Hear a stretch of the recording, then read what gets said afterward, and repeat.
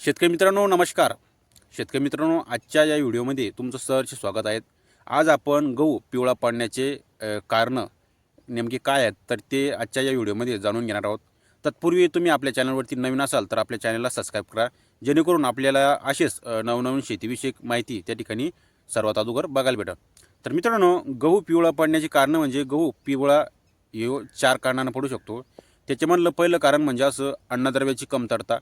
त्याच्यानंतर दुसरं कारण म्हणजे असं आपल्याला जमिनीमध्ये अतिरिक्त झालेला पाऊस व अतिरिक्त झालेली ओलावा म्हणजे चिबाडयुक्त आपली जमीन पडलेली असते, त्यामुळं सुद्धा आपला गहू पिवळा पडू शकतो.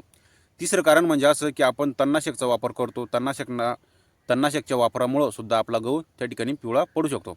आणि चौथं कारण म्हणजे असं की आपल्या गहू पिकावरील कीड व बुरशीजन्य रोगाचा प्रादुर्भाव. मित्रांनो, या 4 कारणामुळं आपला गहू पिवळा त्या ठिकाणी पडू शकतो. तर मित्रांनो, अन्नद्रव्याची कमतरता जर का आपल्या गहू पिकामध्ये सुरुवातीच्या अवस्थेमध्ये आपण चांगल्या प्रकारचं खत व्यवस्थापन जर का की आपल्याला त्या ठिकाणी चांगल्या प्रकारचा रिझल्ट आपल्या गहू पिकामध्ये बघायला भेटतो. परंतु जर का खत व्यवस्थापन चांगलं झालेलं नसेल तर मग आपल्याला ज्यावेळेस आपला गहू पीक म्हणजे 18 ते 20 दिवसाचा असतो, आपण ज्यावेळेस समजा उगवल्यानंतर पाणी देत असतो, पहिलं पाणी देत असतो, तर त्यावेळेस आपल्याला एकरी 45 किलो युरिया आणि त्यासोबत झिंक सल्फेट घेणं महत्त्वाचं आहे.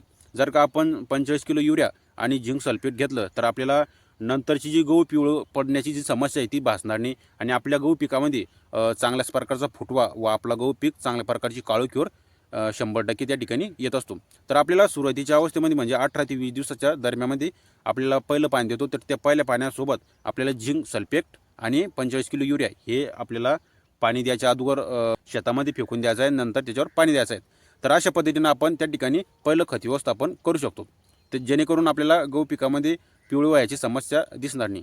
त्याच्यानंतर दुसरं समस्या म्हणजे अशी, आपण आता ज्यावेळेस तणनाशकचा वापर करत असतो म्हणजे आपल्या जमिनीमध्ये तण उगलेलं असतं, गहू पिकामध्ये तण उगलेलं असतं, तर त्या गहू पिकामधलं तण नियंत्रण करण्यासाठी आपण तणनाशकचा वापर करत असतो. आणि ते तणनाशकचा वापर केल्याच्या नंतर आपल्याला थोडासा गहू हा झटका बसतो.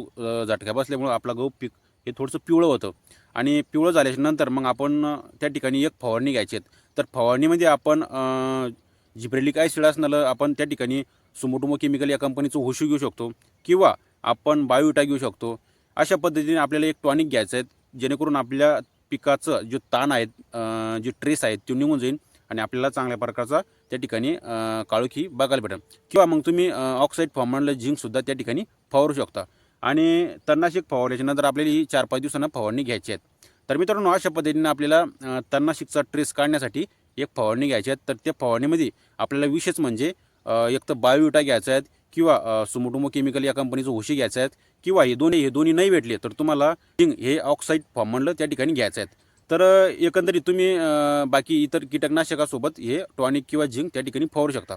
तर तणनाशक फवारल्याच्या नंतर तुम्हाला फवारणी 2-4 दिवसांना घ्यायची आहे. तर मित्रांनो, तिसरं कारण म्हणजे असं, ज्यावेळेस आपलं जमिनीमध्ये अतिरिक्त पाणी झालेलं असतं, पाणी साचलेलं असतं, आपली जमीन चिबाड असते किंवा वरून पाणी पडतो, यामुळं सुद्धा आपला गहू पीक हे पिवळा पडत असतो. तर मग पिवळा पडल्याच्या नंतर या पाण्याच्या कारणाने सुद्धा जर का पिवळा पडलेला असेल तर तुम्हाला मी जी फवारणी सांगितली तर त्या फवारणी तुम्हाला याच्यातसुद्धा त्या ठिकाणी घ्यायची आहेत. तर मित्रांनो, चौथं कारण म्हणजे असं की आपला जो गहू पीक आहे हा कीड व बुरशीजन्य रोगाचा प्रादुर्भाव, त्यामुळं सुद्धा आपला गहू पीक पिवळा पडू शकतो. तर मित्रांनो, आपल्या गहू पिकामध्ये खोडकीड त्या ठिकाणी लागलेली असते आणि प्लस जो साईडची जी खालची पानं असतात तर ते पानं तांबरा म्हणजे तपकिरी रंगाचे पडतात, पिवळे रंगाचे पडतात. तर त्याच्यामुळं सुद्धा आपला गहू पिकामध्ये पिवळेपणा त्या ठिकाणी दिसून येतो.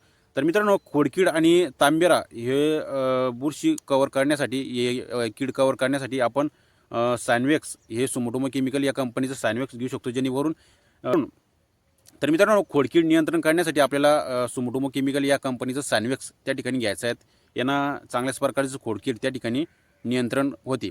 आणि दुसरं म्हणजे आपण त्या ठिकाणी तांबेरा व जो बुरशीजन्य रोग आहेत म्हणजे पानं पिवळे पडतात म्हणजे विशेषतः तांबेराच रोग असतो, तर तो रोग नियंत्रण करण्यासाठी तुम्ही M25 किंवा रोडोमिल गोल्ड त्या ठिकाणी घेऊ शकता. अशा पद्धतीने तुम्हाला हे 2 औषध घ्यायचं आहेत आणि तुम्हाला जर का टॉनिक घ्यायचं असेल तर तुम्ही टॉनिकसुद्धा त्या ठिकाणी एक घेऊ शकता.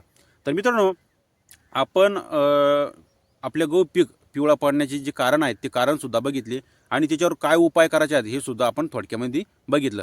तर मित्रांनो, व्हिडिओ कसा वाटला कमेंट बॉक्समध्ये नक्की सांगा आणि ही माहिती इतर शेतकऱ्यांनासुद्धा त्या ठिकाणी शेअर करा, जेणेकरून त्याचीसुद्धा त्या ठिकाणी बराच काही फायदा होईल. तर मित्रांनो भेटूया दुसऱ्या व्हिडिओमध्ये. तोपर्यंत धन्यवाद.